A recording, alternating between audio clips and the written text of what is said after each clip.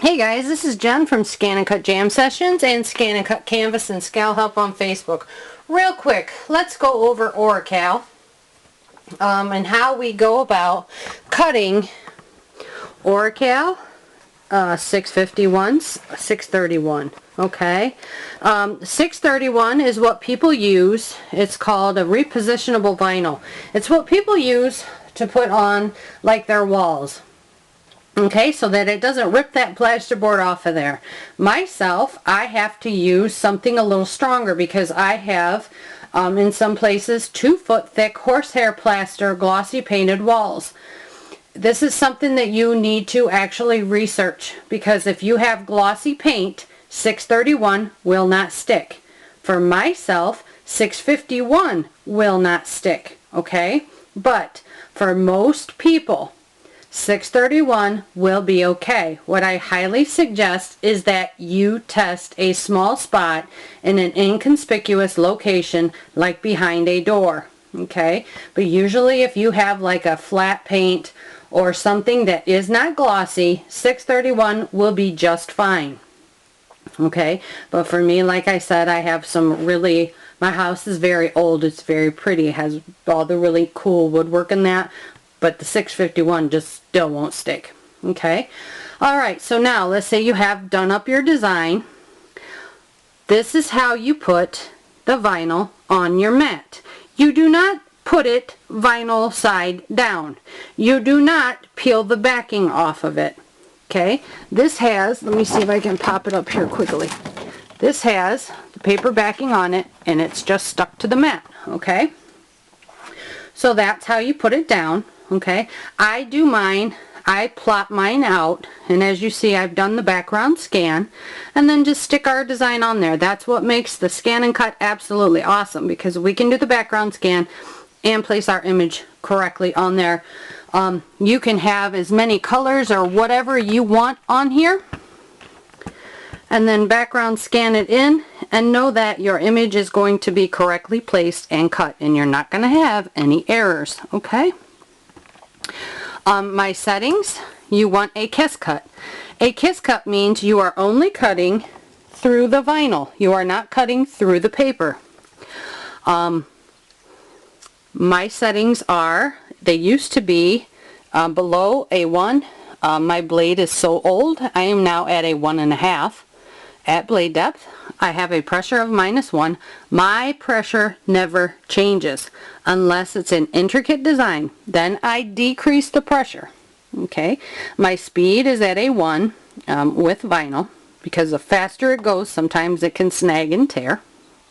Okay, my pressure does not ever go up. Okay, if you see something that's odd, hang on, I have ambulance going by. Okay, if you notice anything is kind of ripping or tearing, decrease your pressure. Don't ever increase it. When you increase the pressure, that drives that blade down even harder, which is going to make it rip even more. Alright, so decrease the pressure, lighten it up, and then when you do that, you'll have to increase the blade depth. Alrighty. The only time I ever take my pressure up is when I'm cutting thick items, when I use my deep cut blade. So when my deep cut blade goes into my holder, my pressure will go up to usually a 0. That is the only time I change my pressure in the positive direction. Okay, I've seen some crazy pressures of like 5 to cut fabric. I have never ever heard or use that. To me, that would make nothing but a huge mess. To me, I think the lighter the hand, the better cuts you're going to get. Okay? Alright, so if I want to cut this, I just hit OK and I hit cut.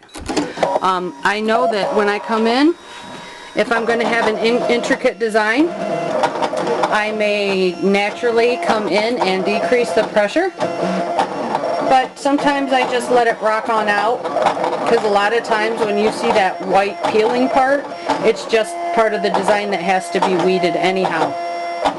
Okay, I think that's about all I need to say on the Oracal. Common, constant questions that I see.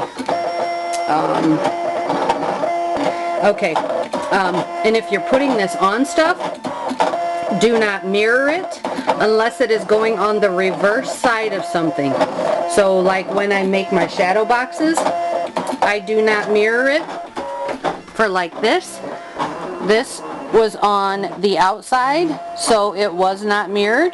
But if I were to put it on the inside, I would have mirrored it, so then the adhesive would actually be touching the glass, so it would have to be mirrored. Okay? Alright, I think that's about it.